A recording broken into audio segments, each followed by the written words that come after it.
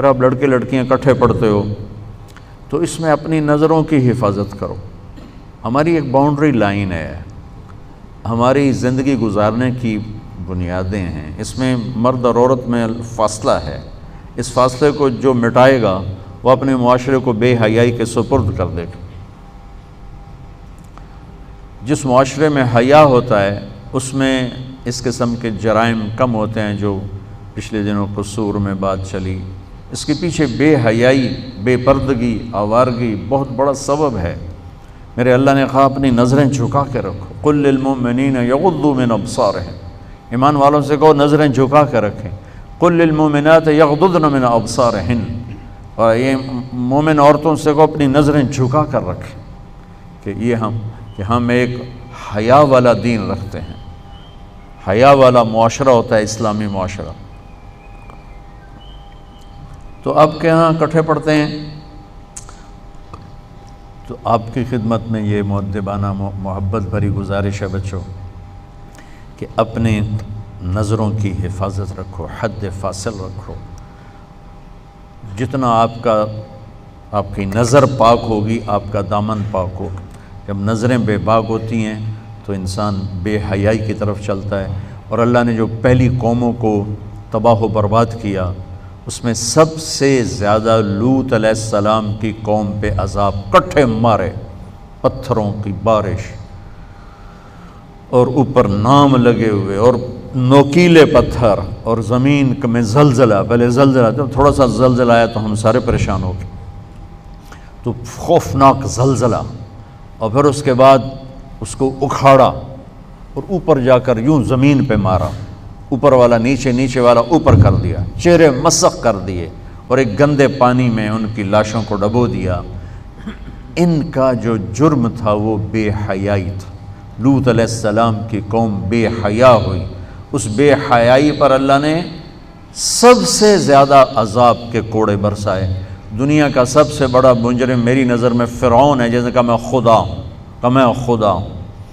دنیا میں کسی انسان نے یہ نہیں کہا میں خدا ہوں سوائے فرعون کے۔ اللہ نے وہ اٹھا کر ڈال دیا پانی میں، لیکن لوط علیہ السلام کی قوم پہ 4-5 عذاب کٹھے اللہ نے ٹھک ٹھک ٹھک ٹھک ٹھک ٹھک کر کے برسائے، بے حیا تھے۔ اور معاشرہ بے حیا اس وقت ہوتا ہے جب اس کی پابندیاں ختم ہو جائیں، اس کی حدود، حد بندی ختم ہو جائے۔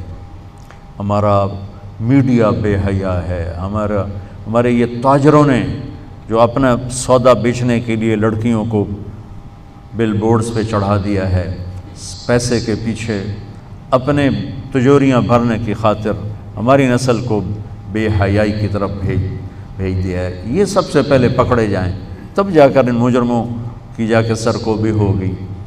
پہلے وہ دروازے بند کیے جائیں جس سے بے حیائی آ رہی ہے، جس سے فحاشی آ رہی ہے، اور جس سے بے راہ روی آ رہی ہے۔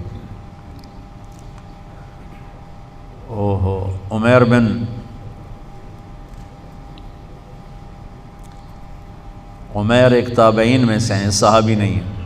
ان کو رومن نے پکڑا اور ان سے کہا کہ عیسائی ہو جاؤ، کہا میں نہیں ہوتا، کہا آدھا ملک دوں گا، اپنی بیٹی دوں گا، کہا جو مرضی دو، میں نہیں ہوتا۔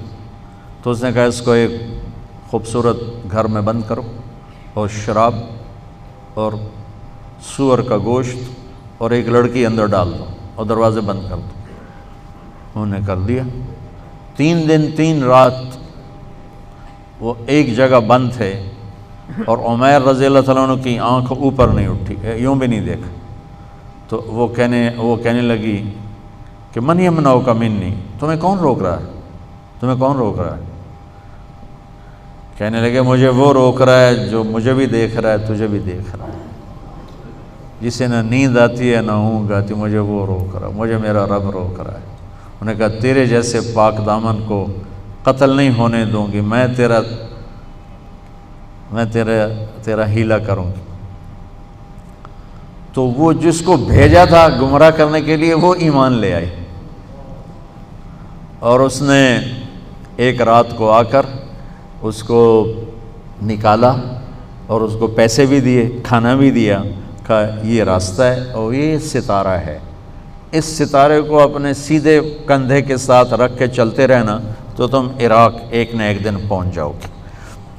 اور ان کو اس نے نکال دیا، ان کی حیا سے متاثر ہو کے مجھے خیال آیا کہ میں اہل بیت پر ایک کتاب لکھواؤں۔ حیرت کی بات تھی کہ اہل بیت کے تذکرے سے تاریخ خالی پڑی، پوری کتاب کھنگال کے چند سطریں ملتی تھیں۔ جو میرے نبی کی آنکھوں کے تارے تھے، میرے نبی کے راج دلارے تھے، 465 کتابیں دیکھیں،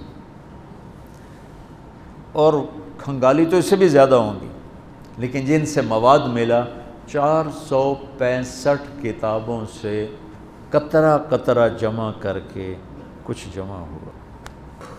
تو میں نے ایک چھوٹی سی کاوش کی ہے، دعا فرمائے اللہ اسے قبول کرے، کہ ایک کتاب لکھوائی ہے، 625 صفحے کی وہ کتاب تیار ہوئی ہے، کہ مواد ہی نہیں ملتا تھا۔ میں کہا شاید جب اللہ مجھے بلائے تو میں اللہ اس کے رسول کو یہ تحفہ پیش کروں کہ آپ کی اولاد کے لیے میں یہ نذرانہ لایا ہوں، اور تو میرے پاس کچھ ہے نہیں، آپ کے در کا مراسی بن کے مرنا چاہتا ہوں، آپ کی اولاد کے تذکرے کرتے کرتے مرنا چاہتا ہوں، ان کی محبت اور عشق میں مرنا چاہتا ہوں۔